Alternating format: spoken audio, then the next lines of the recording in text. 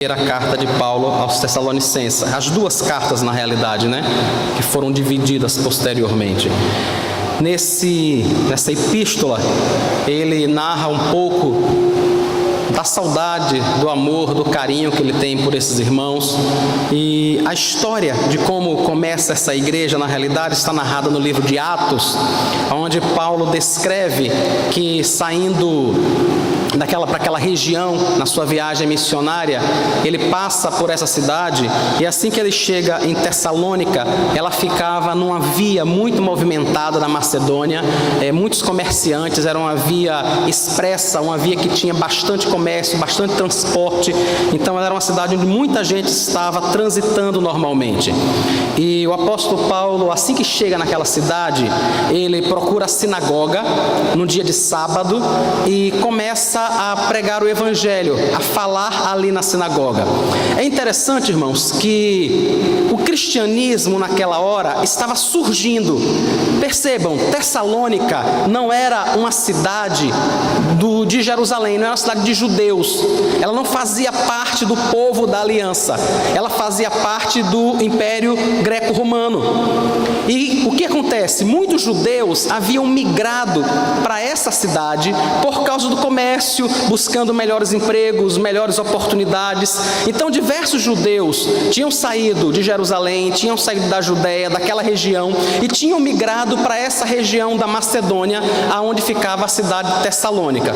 Então lá eles constroem as sinagogas, que era o costume, o judeu já tinha que ter a sinagoga, isso estava no sangue dele. É interessante que para o judeu era inconcebível não cultuar no dia do Senhor. Então mesmo nessa cidade onde eles estavam, havia sinagoga, e todo sábado eles se dirigiam até essa sinagoga e cultuavam lá. O apóstolo Paulo era um judeu, era também um cidadão romano por nascimento, e quando ele chega neste local, ele então se dirige logo para a sinagoga. E é lá na sinagoga que ele começa a explicar a Escritura. É muito legal, irmãos, que nessa hora que está havendo essa transição, o apóstolo Paulo tem os seus olhos abertos para olhar para a Escritura do Antigo Testamento e perceber que essa Escritura estava apontando para Cristo. Então o que é que Paulo faz na sinagoga todo sábado de manhã? Como um judeu que é, como alguém preparado, versado na Escritura, ele abre o texto, lê diante de judeus, lê diante de outras pessoas que não são judias, mas que estão ali na sinagoga também, e ele começa a ler a Escritura. A diferença é que quando ele começa a explicar, ele demonstra que aquela escritura que ele estava lendo, aquele texto do Antigo Testamento que ele estava lendo, aponta para Jesus Cristo. Os judeus que estão ali ficam assim, como? Estava tudo normal até agora. Ele tinha se reunido com a gente como qualquer outro judeu faria, como qualquer outro mestre da lei faria. Ele leu a Escritura do Antigo Testamento como qualquer um outro faria. Mas agora o que ele está dizendo é que esse texto que ele leu, e que todos nós aqui conhecemos, se refere àquele homem que morreu há algum tempo atrás lá em Jerusalém, que algumas pessoas entendem que ele era um agitador apenas. Mas Paulo era muito conhecedor da lei. Além disso, Paulo tinha o Espírito Santo sobre ele, e ele conseguia argumentar no poder do Espírito Santo, e as pessoas não resistiam à força do argumento por causa do Espírito Santo que falava ao coração delas. Então Paulo passa algum tempo naquela cidade, e muita gente, irmãos, muita gente começa a entregar a sua vida ao Senhor Jesus. Muitos judeus começam a seguir o Antigo Testamento como Paulo estava seguindo, e percebendo que sim, tudo aquilo que estava ali havia se cumprido em Cristo. Muitos judeus então se convertem àquilo que naquele momento parecia uma nova seita. Parecia uma seita, era um negócio novo que estava surgindo. Muitas pessoas também que não eram dos judeus se convertem, ouvem a palavra, ouvem o evangelho e começam a entregar a sua vida a Jesus. Isso causa uma certa agitação na cidade. Durante esse tempo que Paulo esteve lá, ele ficou na casa de um irmão chamado Jason.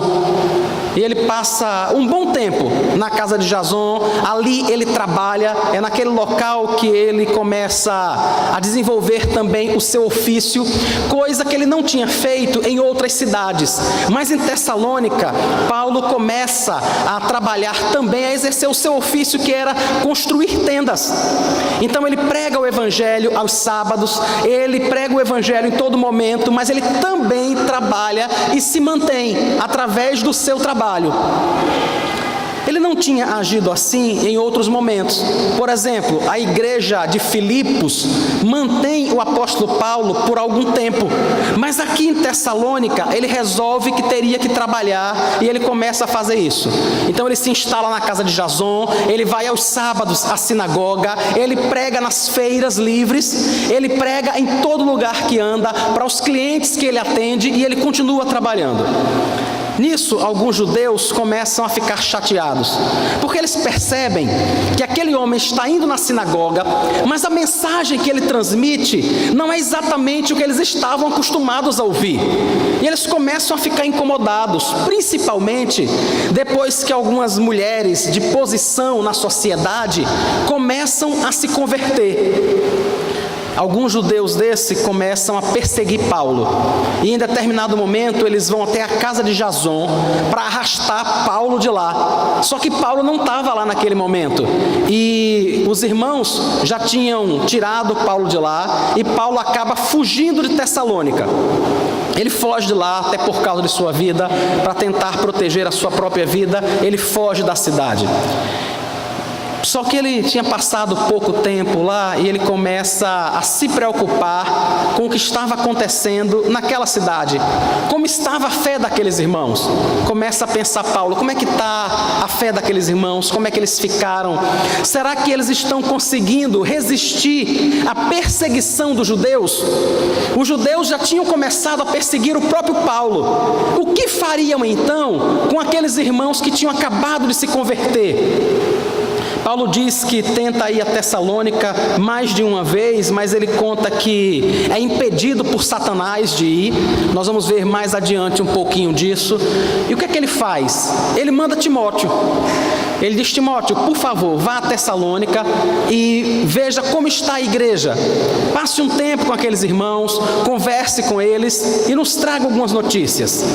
Timóteo faz isso, e o começo da carta aqui começa nesse momento em que Paulo, Silvano, que era outro missionário que estava com eles, e Timóteo escrevem à igreja. Timóteo já tinha voltado, já tinha trazido para Paulo notícia de como estava a igreja na cidade de Tessalônica. É aí então que ele começa a escrever essa carta, e parece que ele está com o coração bem mais aliviado agora, depois de ouvir notícias de como está a igreja ali. Então vamos à carta, capítulo 1, versículo 1. Paulo, Silvano e Timóteo, a igreja dos Tessalonicenses, em Deus Pai e no Senhor Jesus Cristo, graça e paz a vós outros. Damos sempre graças a Deus por todos vós, mencionando-vos em nossas orações e sem cessar, recordando-nos diante do nosso Deus e Pai, da operosidade da vossa fé, da abnegação do vosso amor, da firmeza da esperança em nosso Senhor, da firmeza da vossa esperança em nosso Senhor Jesus Cristo, reconhecendo, irmãos, amados de Deus, a vossa eleição, porque o nosso evangelho não chegou até vós somente em palavra, mas sobretudo em poder no Espírito Santo e em plena convicção, assim como sabeis ter sido o nosso procedimento entre vós e por amor de vós. Com efeito, vós vos tornastes imitadores nossos e do Senhor, tendo recebido a palavra, posto que em meio de muita tribulação, com alegria do Espírito Santo, de sorte que vos tornaste o modelo para todos os crentes na Macedônia e na Acaia.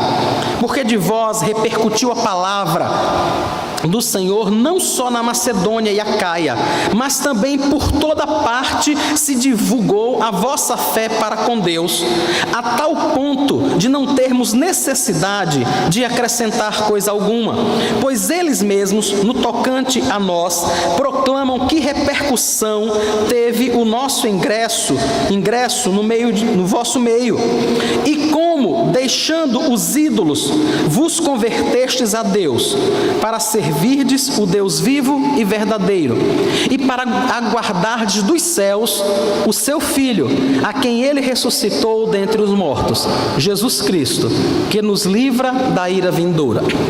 Amém. Vamos orar ao Senhor, irmãos. Senhor Jesus, nós te agradecemos pela tua palavra. Somos tão gratos, Deus. Somos tão gratos por ter esta palavra e porque nós a temos no nosso idioma, Pai. Muito obrigado, Senhor Jesus, porque não temos apenas uma versão, mas diversas delas. Por tua graça e misericórdia, o Senhor nos presenteou com isso. Ajuda-nos, Deus, a reconhecer a importância de termos a revelação do Senhor registrada. E nos ajuda, Pai, no nome de Jesus, para que possamos ter amor por essa palavra, para que possamos lê-la, meditar nela e aprender do Senhor, porque nós entendemos que nela está a tua vida. Entendemos que o propósito do Senhor para esta igreja, para a nossa vida, está revelado nesta palavra. Nesta noite, mais uma vez, nós nos reunimos, Senhor, para ouvir a tua palavra. E nós te suplicamos que no nome de Jesus, Senhor, apesar das nossas fraquezas, das nossas falibilidades, apesar de mim, que o Senhor fale conosco, que o Senhor alimente a nossa alma, que o Senhor nos sustente pela tua palavra, para o louvor e glória do nome de Jesus. Amém. Paulo começa a carta, depois dessa introdução que ele faz no capítulo 1, né? Ele começa agradecendo a Deus, o que era muito comum ele fazer em suas cartas, e agora ele tem um motivo bem especial para fazer isso. E ele aponta os motivos porque ele dá graças. Ele diz assim: nós sempre estamos dando graças a Deus.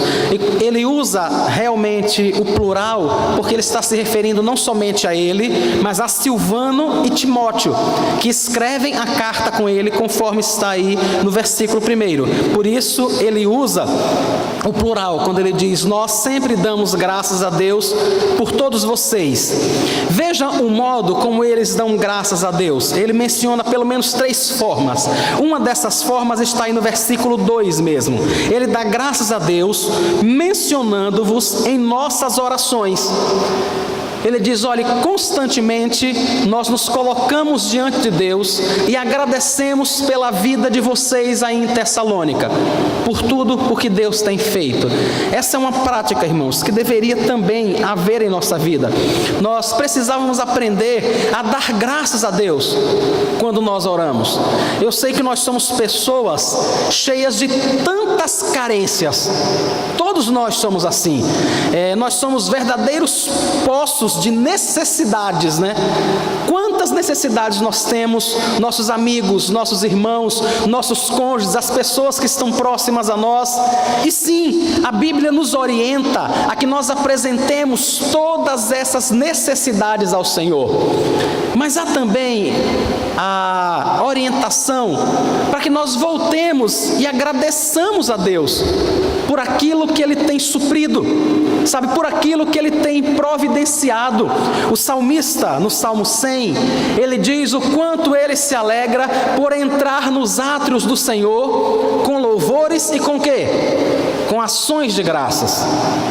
É isso que Paulo está fazendo. Ele diz: eu estou agradecido a Deus, eu estou feliz, eu recebi notícias por Timóteo da fé de vocês, e essas notícias me alegraram o coração, e agora eu me curvo diante de Deus em oração e agradeço ao Senhor. Obrigado, Deus, porque o Senhor tem guardado a fé daqueles irmãos.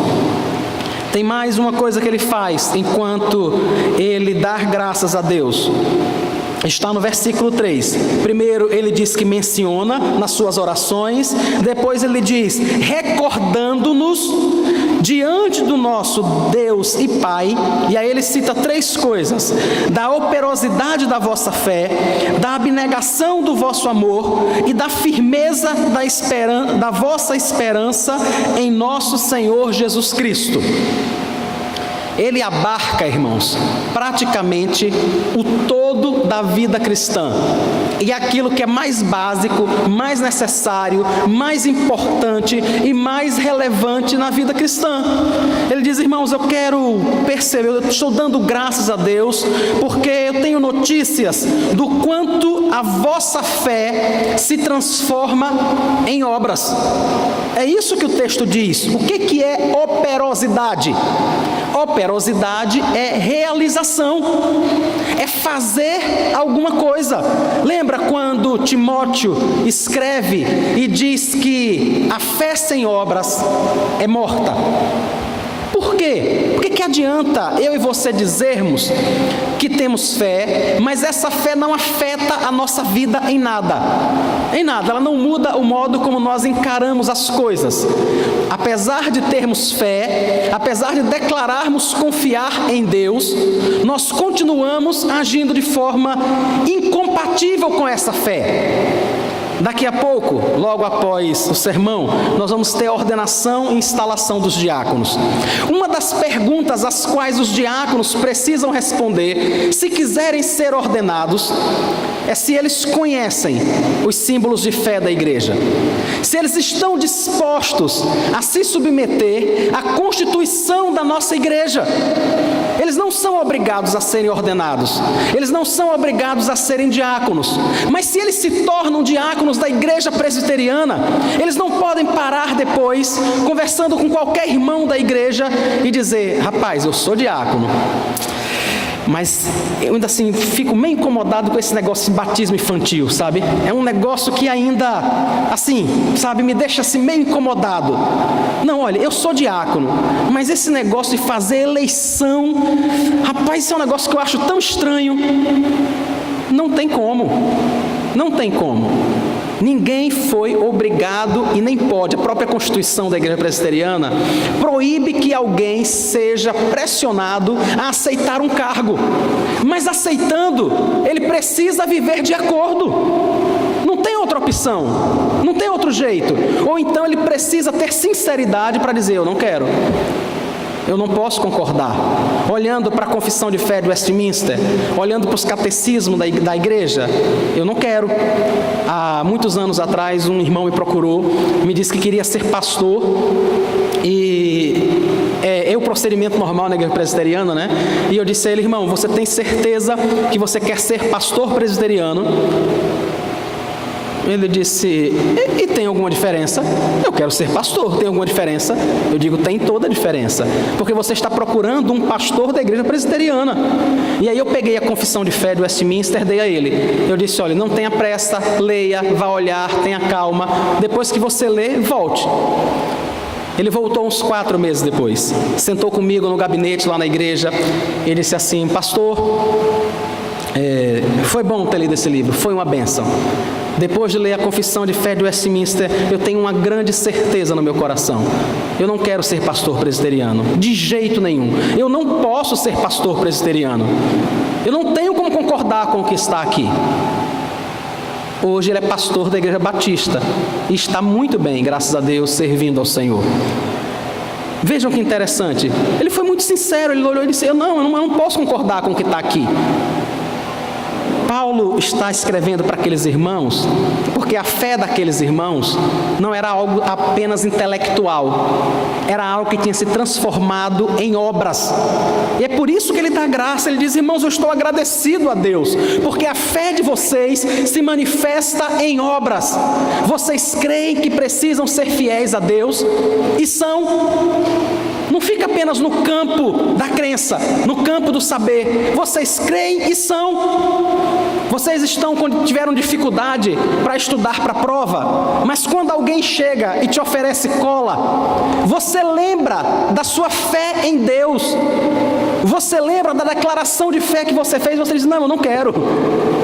É melhor para mim enfrentar a nota baixa, a dificuldade na prova, do que negar a minha própria fé. Era isso que estava acontecendo com os irmãos na cidade de Tessalônica. A fé deles se transformava em algo prático. E Paulo diz: eu fico muito feliz com isso. Tem um outro aspecto, ele fala sobre a abnegação do amor. É interessante que ser abnegado por alguma coisa não é muito fácil, né? Não sei se vocês conhecem pessoas abnegadas em alguma coisa, por fazer algo, quando aquela pessoa se dedica. E você diz assim: rapaz, que interessante, que legal ver a abnegação, ver a dedicação dessa pessoa por alguma coisa. E o que nós precisamos notar é que abnegação é algo que exige esforço, irmãos. Não é como nos filmes. Não sei se vocês lembram, mas tem tantos filmes que, por exemplo, o menino apanha na escola, o menino enfrenta alguma dificuldade e aí alguém resolve treinar ele numa arte marcial. E aí o filme começa a passar, né? Aquele menino que não sabia nada, e aí passa ele fazendo uma posição, a outra cena passa ele caminhando em cima de alguma coisa, na outra cena ele fazendo um exercício. 10 minutos depois ele é um ninja. No filme passaram-se muitos anos, mas para a gente que está sentado, foram 10 minutos, 15 minutos, e parece que na nossa cabeça, sabe, isso acaba incutindo que aquilo que o menino se transformou, aquele bom lutador que ele se transformou, aconteceu em 10 minutos. Isso não aconteceu em 10 minutos. Isso foi necessário anos, foram necessários anos e anos e anos de dedicação. Diversos irmãos da nossa igreja praticam jiu-jitsu com Tiago. Perguntem a Tiago quanto tempo ele já treina e quanto tempo ainda falta para ele chegar na faixa preta. Falta uma só falta uma. Perguntem a ele quanto tempo ele ainda vai precisar. Então, a abnegação é uma coisa que nem sempre é muito natural para a gente, porque exige dedicação, exige esforço, sabe? Não é ficar sentado na cadeira, vendo alguém na televisão fazer um movimento.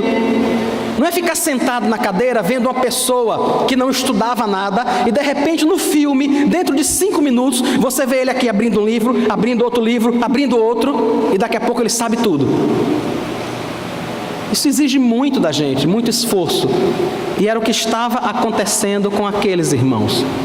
Eles estavam se esforçando, mas não era para aprender uma arte marcial, não era para passar num vestibular, para passar num concurso ou coisa parecida. Eles estavam se esforçando por viver em amor, por demonstrar o amor de Cristo que habitava o coração deles e que agora iria se transformar em algo que seria muito maior do que aquilo que era apenas no coração, mas que seria uma prática. Irmãos, as pessoas vão precisar ver como eu e você, como cada um de nós aqui, vive em amor um com o outro, vive cuidando um com o outro, porque é essa percepção que vai levar as pessoas que não conhecem a Cristo a dizer: vejam como eles se amam, vejam como eles cuidam um do outro, vejam como eles têm cuidado com as fraquezas, com as dificuldades, com as lutas de cada pessoa. Entendem o que é amor? Isso parece algo tão distante para a gente, né? Quantas e quantas vezes a gente não consegue viver isso. É muito mais fácil para mim e para você expressar amor por quem expressa amor por nós. Não é? É muito mais fácil a gente tratar com educação alguém que nos trata com educação. A gente tratar de forma amorosa alguém que já faz isso conosco.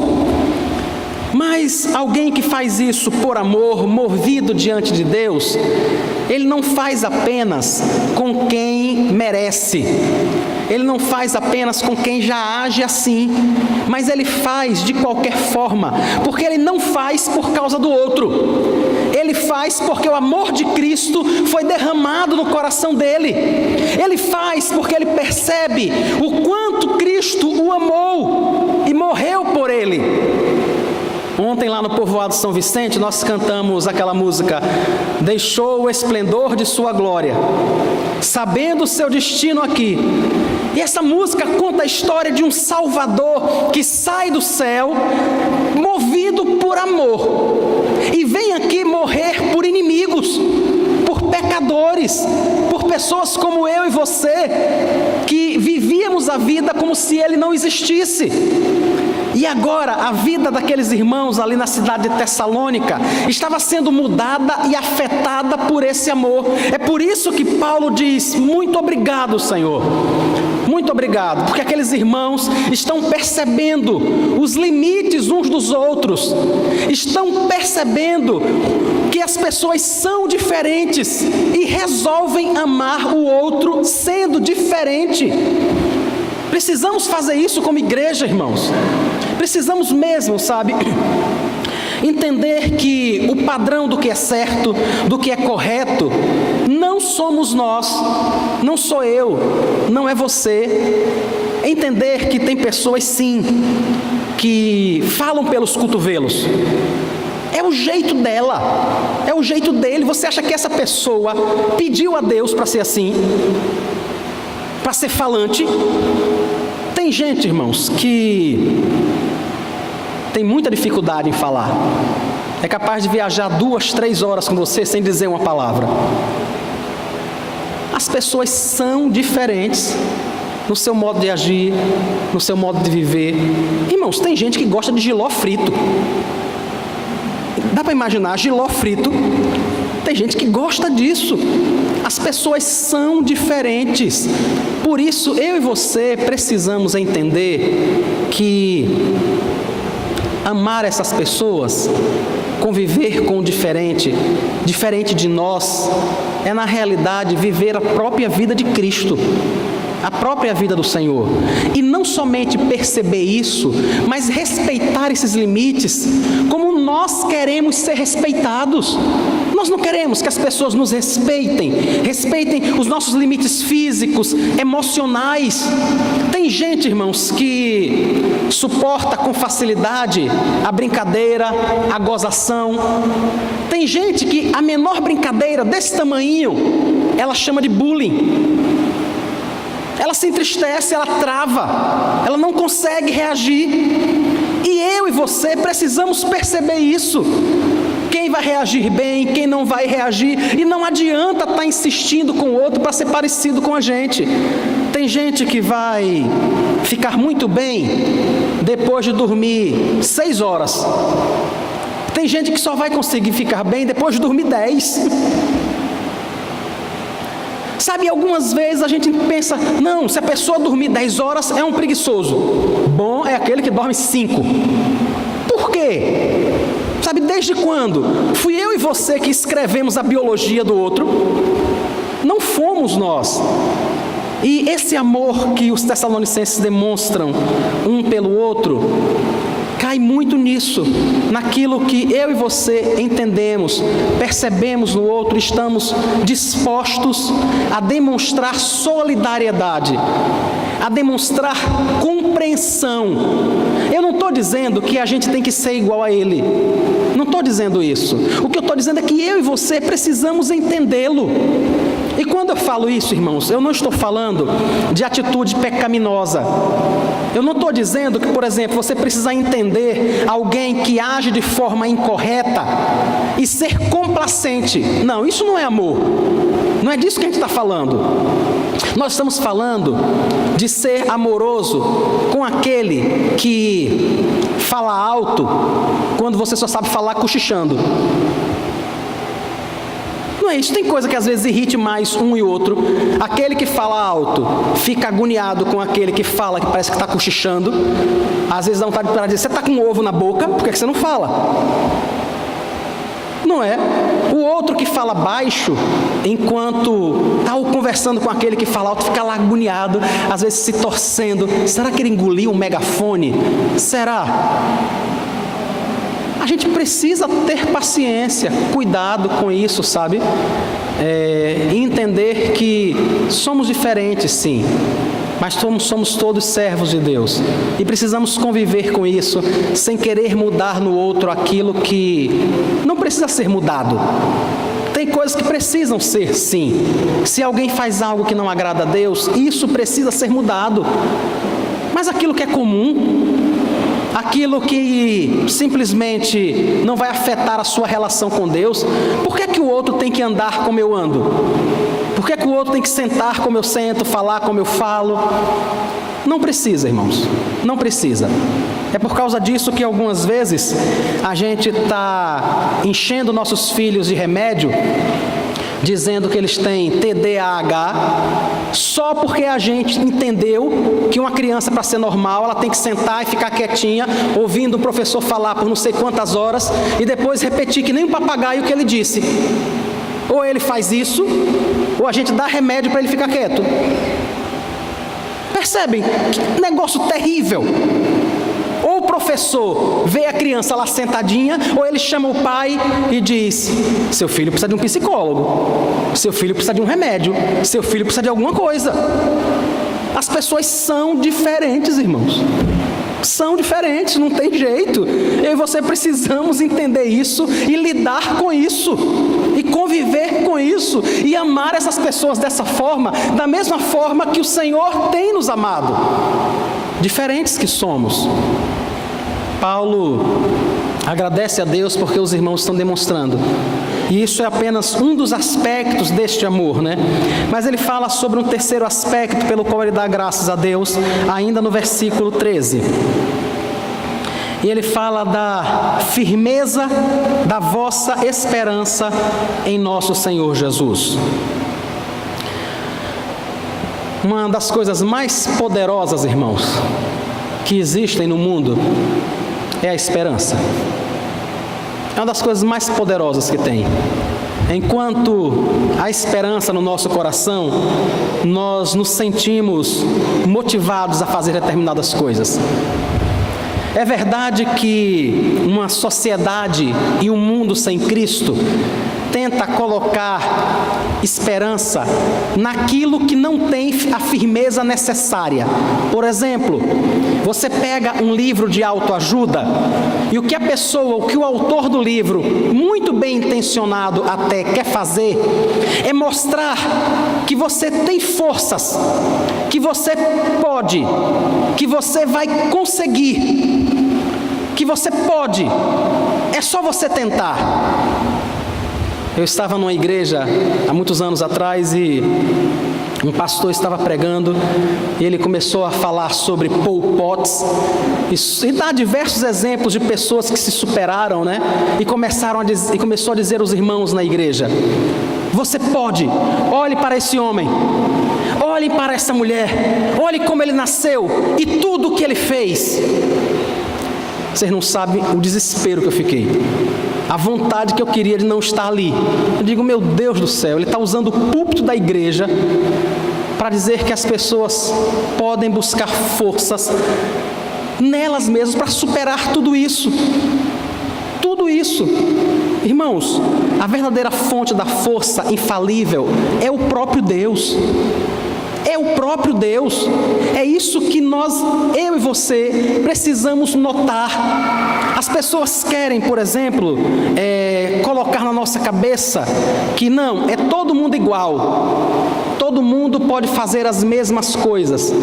Todo mundo tem condições de ter as mesmas coisas. Não tem, irmãos.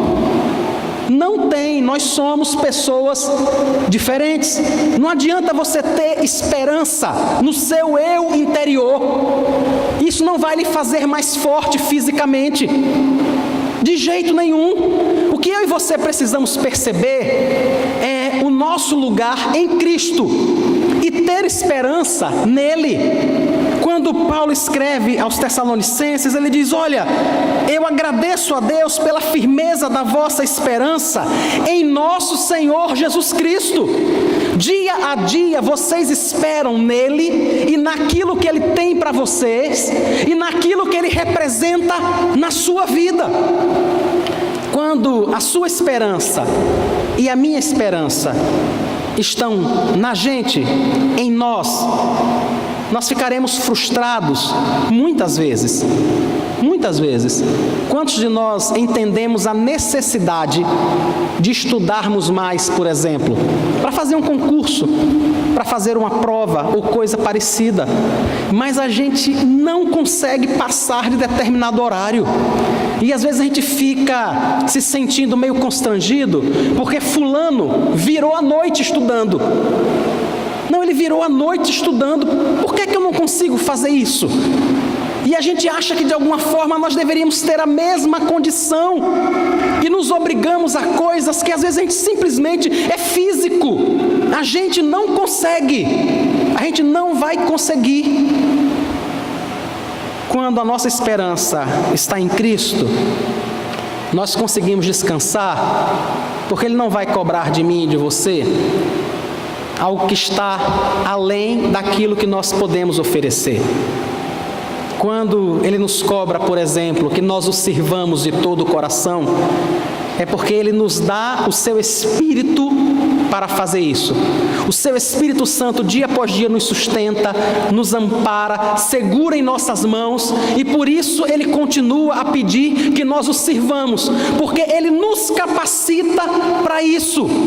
A maior esperança da nossa vida deve ser no próprio Senhor Jesus, naquilo que Ele quer para nós, naquilo que Ele tem para nós, e acima de tudo, a esperança de um dia estarmos com Ele.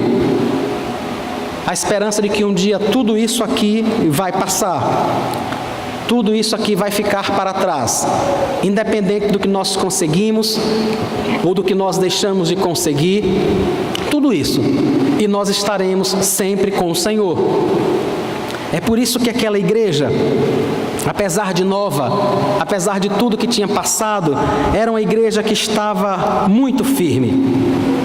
Paulo então continua dizendo que isso que acontecia na igreja estava confirmando a eleição deles em Cristo. É o que diz o versículo 4.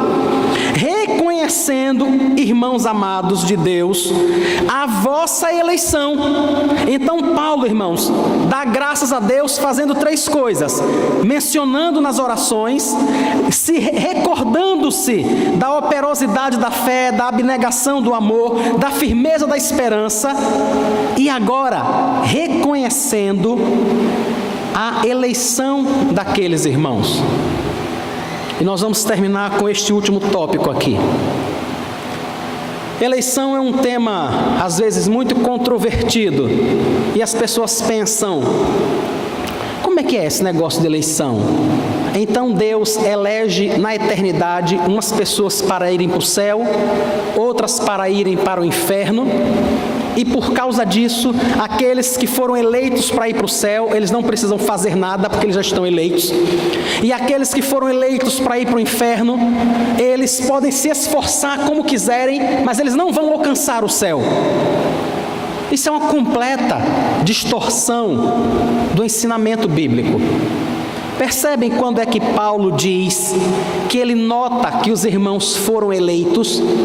Paulo diz que percebe que os irmãos foram eleitos por causa da operosidade da fé deles, da abnegação do amor e da esperança, da firmeza da esperança que eles têm em Cristo Jesus.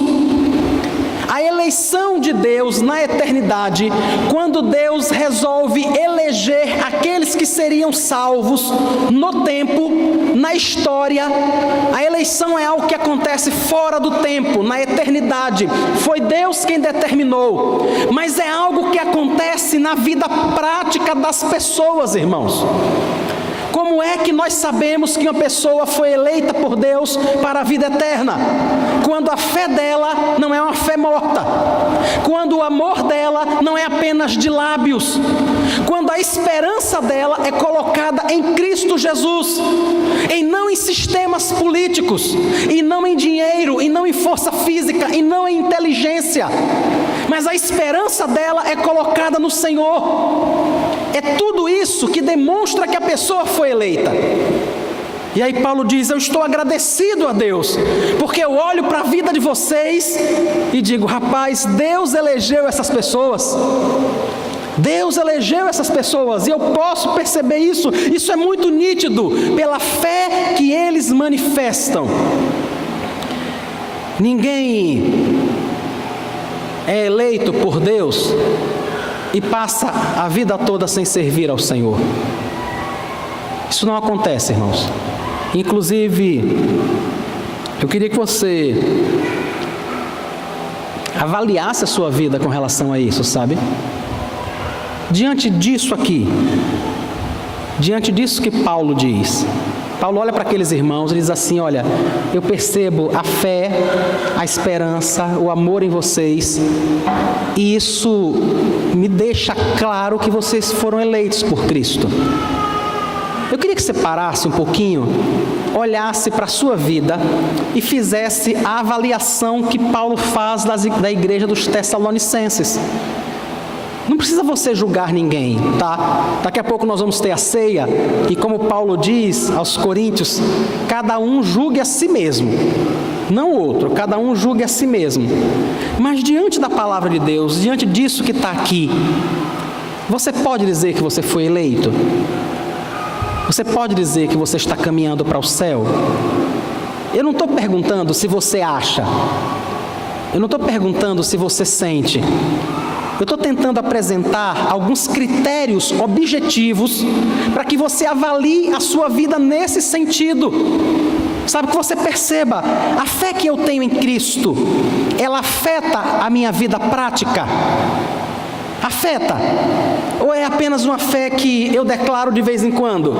Ou é apenas uma fé que eu apenas canto na hora do louvor, e eu levanto uma mão, ou as duas, ou me mexo, ou seja lá o que for? Será que é só isso?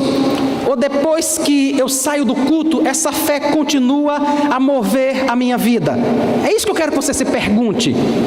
Se pergunte se você tem sido abnegado no amor com os irmãos, com seus filhos, com o próximo, com tudo que envolve a sua vida.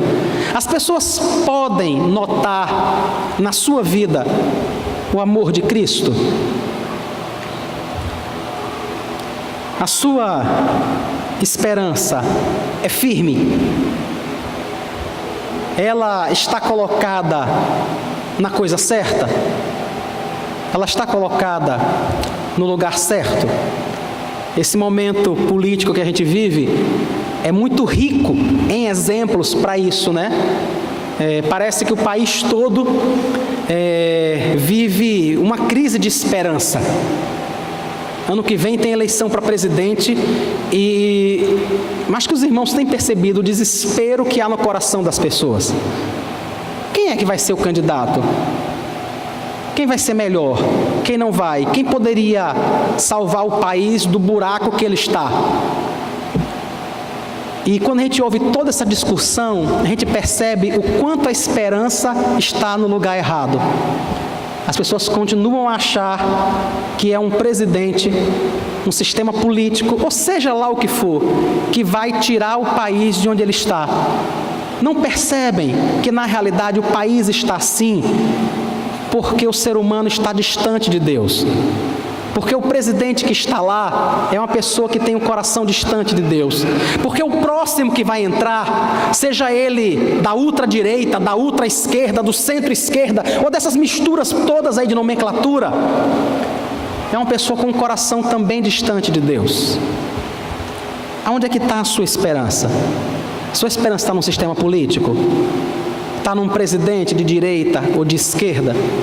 Olhando para isso tudo, você pode parar e dizer assim: eu sou um eleito em Cristo.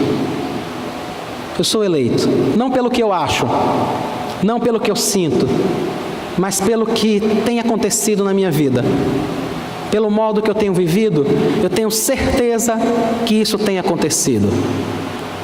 O modo que essa eleição nos alcança e nos confronta é com o Evangelho. É o que diz Paulo no versículo 5. Porque o nosso Evangelho não chegou até vós tão somente em palavras, mas sobretudo em poder, no Espírito Santo e em plena convicção. Assim como sabeis ter sido o nosso procedimento entre vós e por amor de vós. É o Evangelho, irmãos, é o Evangelho que é usado por Deus para promover essa transformação. Por que é que eu estou dizendo isso? Porque tudo isso que está relatado no versículo 3, essa operosidade da fé, essa abnegação do amor, essa firmeza da esperança, quantas pessoas tentam emular, copiar, simular esse tipo de coisa? Elas não conseguem fazer por muito tempo, mas elas tentam, e elas tentam fazer isso achando que isso é um comportamento bom e ético. Mas para quem não conhece a Cristo, é só isso, é só um comportamento bom e ético. O Evangelho é muito mais do que ética, muito, muito, muito mais, irmãos. Sabe, não é um bom comportamento, é uma transformação interior operada pelo Espírito Santo, que faz a gente ir além dessas coisas, além desses questionamentos, além da ética, porque há um Deus no céu,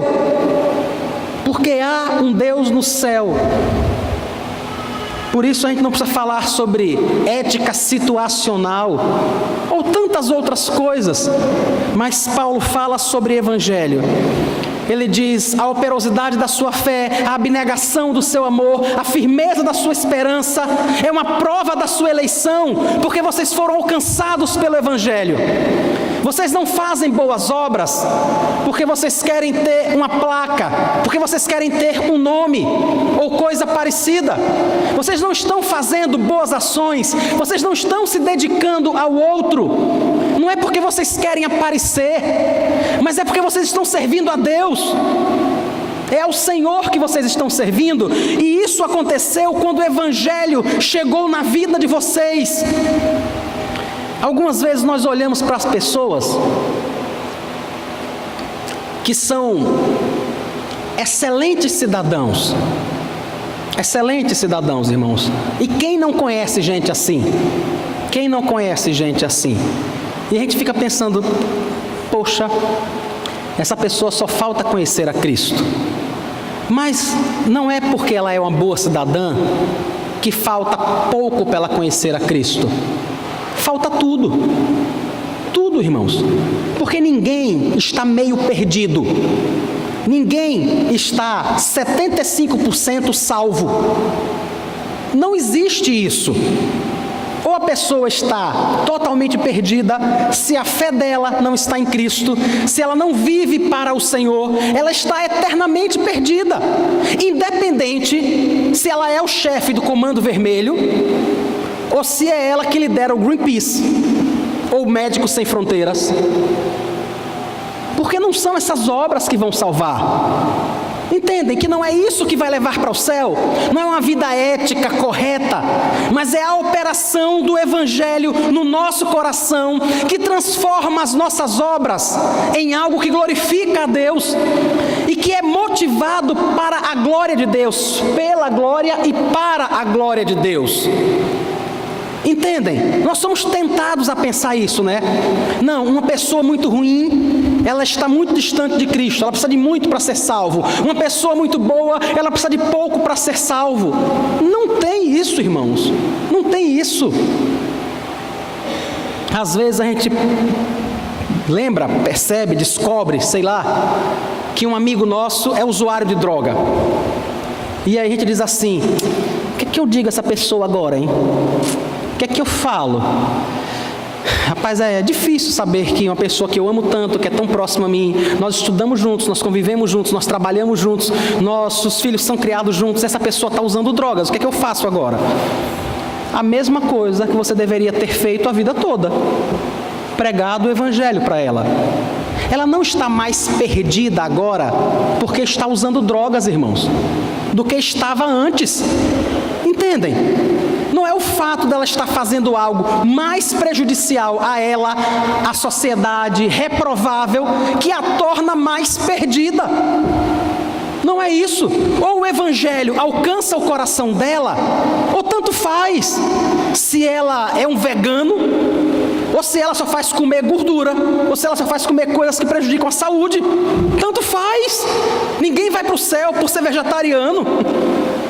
Entenderam? Ninguém vai para o céu por fazer coisas boas, mas porque o Espírito Santo mudou o sentido do que a pessoa faz. É isso que Paulo está dizendo.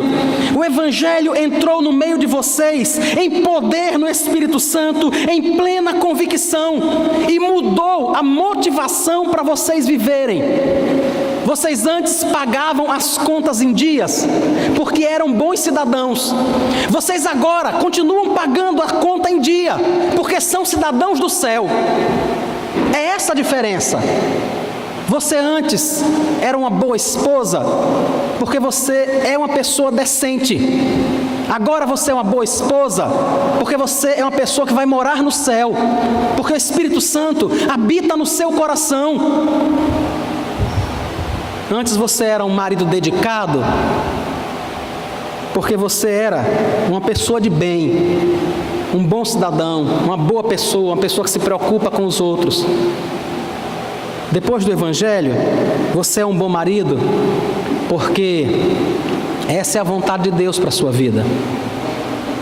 Percebe, irmãos, onde é que está a mudança? O que é que o Evangelho faz? É isso que traz salvação. E é isso que Paulo diz que ele percebe na igreja dos Tessalonicenses. Por isso, ele chega no versículo 2 e diz: eu preciso agradecer a Deus, porque isso tem acontecido naquela igreja. Isso precisa acontecer na minha vida e na sua também. Precisamos pedir graça a Deus, para que o nosso coração seja mudado, para que o Evangelho mude completamente a nossa vida, de forma que as pessoas, inclusive, às vezes olham e dizem assim: rapaz, não entendo o que aconteceu com fulano. Que coisa! É porque quem não conhece a Cristo não vai entender mesmo, não vai compreender mesmo. Aquela pessoa está servindo a Cristo agora, o coração dele foi mudado, as perspectivas dele são outras. Ele precisa agora muito mais de paz do que de dinheiro. Ele precisa agora muito mais estar com Deus e comunhão com o Senhor do que de saúde. Muito mais. Os valores dele são mudados. Que o Senhor te ajude, irmãos, nessa caminhada, sabe? Que o Senhor te sustente a mim também, que nós possamos ajudar um ao outro nessa jornada, sabe? Que nós possamos estender a mão um ao outro, entender que o outro é diferente, mas foi salvo por Cristo e vai morar no céu comigo, com você e com todos nós. Que a gente se esforce para que a nossa vida realmente demonstre aquilo que aconteceu no nosso coração, para que as nossas obras, as nossas palavras, os nossos gestos, as nossas escolhas reflitam a vida de Deus que agora existe no nosso coração. Que o Senhor te abençoe e te sustente. Nós vamos orar, vamos cantar uma música, depois nós vamos proceder à ordenação dos diáconos, e quando isso for acontecer, eu queria que todos os diáconos viessem para cá, aqueles que foram eleitos e aqueles que já estão, para que nós possamos participar desse momento. Vamos orar ao Senhor, irmãos. Senhor Jesus, muito obrigado, Deus, porque nós não somos salvos porque somos bonzinhos, mas somos alcançados pela Tua graça e transformados em pessoas melhores. Muito obrigado, Deus, muito obrigado. O Senhor sabe o quanto nós não merecemos, o quanto o Senhor sabe o quanto há em nós que ainda precisa ser mudado e consertado. Mas que bom, Deus, que o Senhor está operando isso. Que bom, Pai, que isso não é apenas responsabilidade nossa. Que bom que o Teu Espírito habita a minha vida, a vida dos meus irmãos, e nós podemos confiar que aquele que começou a boa obra haverá de terminá-la até o dia de Cristo Jesus. Que coisa boa, Senhor, como isso nos alegra, Pai. Senhor, eu quero pedir ao Senhor por aqueles irmãos que estão aqui nesta noite e que não têm entendido isso ainda, Pai, que de alguma forma está tentando chegar no céu por ser um bom cidadão, por pagar suas contas em dias, por não xingar palavrão, por não beber, não fumar, por não fazer coisas eticamente reprováveis. Tenha misericórdia dessas pessoas, Pai. Tenha misericórdia, Deus. Ajuda esses irmãos a perceberem que não é nada disso que vai levá-los para o céu, mas apenas a crença no sangue de Cristo derramado na cruz do Calvário. Tenha misericórdia, Senhor, opera isso nos corações, porque só o Senhor pode trazer esse tipo de entendimento. Não são minhas palavras, não é a argumentação de quem quer que seja que vai mudar o entendimento dessas pessoas, mas é o Teu Espírito. Por isso, nesta noite nós te rogamos, muda o coração, Deus. Faz aquilo que só o Senhor pode fazer. Espírito Santo de Deus, fala pela Tua palavra, no nome de Jesus. Transforma vidas para a Tua glória, Senhor. Muda os nossos valores. Ajuda-nos a que nós tenhamos prazer naquilo que é prazeroso para o Senhor. Ajuda-nos, Deus, é o que nós te pedimos nesta noite, no santo e poderoso nome de Jesus. Amém.